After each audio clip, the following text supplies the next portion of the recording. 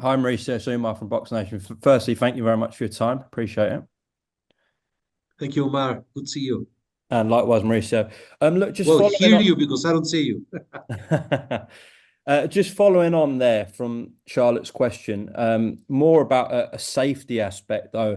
I've just seen MVP announce that they had 108 million viewers globally for that event, which is fantastic for boxing because you had, the fight which the WBC were involved with Barrios and Ramos. You had the rematch between Taylor and Serrano, which is great. They had so many eyes uh, across the world on that fight. With these freak shows that we're getting now, as I said, we had so many viewers globally.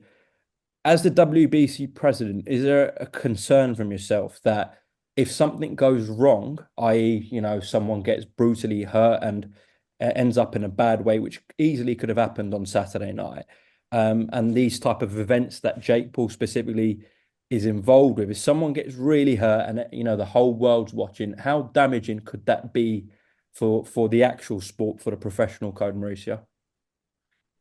Jake Paul is a unique personality. Uh, Very positively, he has brought millions of eyeballs to the sport. People who follow him for social media tune in to watch a boxing event. And now, for a couple of years, several years, him being involved in boxing has given opportunity to other fighters to showcase and to make the money they deserve, like Katie Taylor and Amanda Serrano, and a few fighters that fight in the undercard. Um, I'm sorry? Oh, um, of course, the greatest and only priority has to be safety. I do believe that we all knew there was issues on the Tyson Jake Paul. We were concerned about Mike Tyson at 58 getting into the ring. I do believe Jake Paul did honorably, simply just handle the event. The event overall was sensational, great promotion all over the world, great fights in the undercard, the spectacle in the stadium, Netflix coming into boxing. So I see many, many, many positives, and I thank God that nothing happened in the fight. And I'm led to believe that they had, uh, it was clearly that Mike Tyson was not being able to perform. So Jake Paul was careful the first two, 3 rounds. Mike Tyson got tired, and then he was just uh, playing in the ring. I am very concerned about the different combinations or, as you mentioned, freak shows that could happen. I am concerned that the fans are waiting for them to happen. I cannot tolerate the slap competition. I cannot tolerate. I have seen boxing 5 against 5 in the same ring, or 20 against 20 in a field. People are willing to simply tune in for anything that has to do like the Roman circus.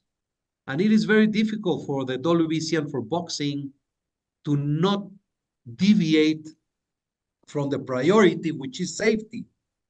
We're reduced from 15 to 12.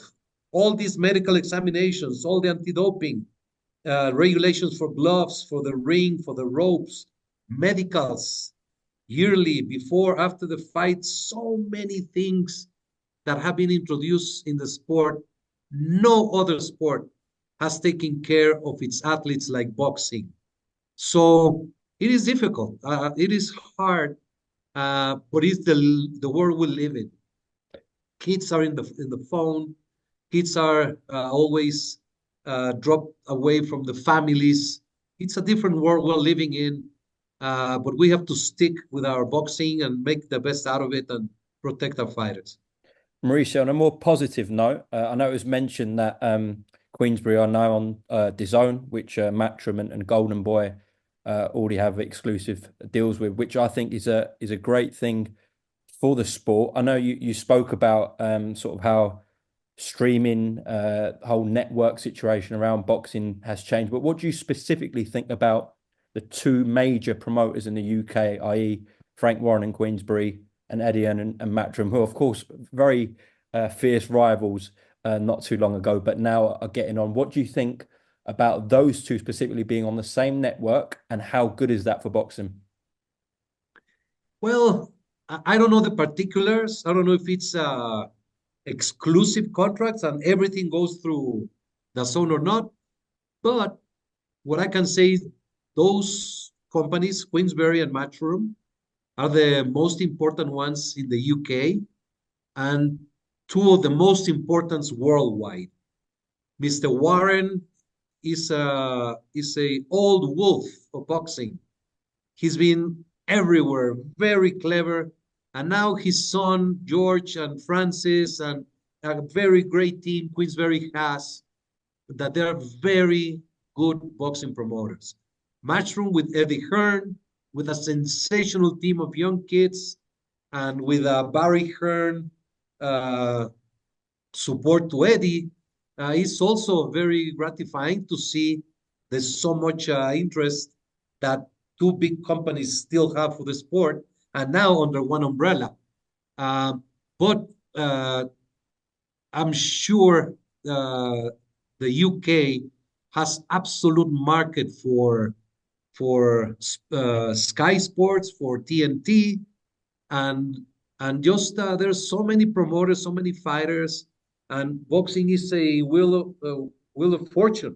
Sometimes you're on top, sometimes you're down, and then you will come back to top. So there's many promoters, managers, fighters. Just some see that the boxing in the UK is booming, which is great. Lastly, sorry, Mauricio, just one more popped into my head. We saw that Hamzah Sheeraz withdrew from his WBO purse bids that were due with Janabek. We are led to believe that he is going to challenge Carlos Demes, your world champion, WBC world champion, on Feb 22nd. What is at the moment sort of your knowledge of that potential fight between Adames and Sheeraz? Well, Adames is a WBC champion. Shiraz is a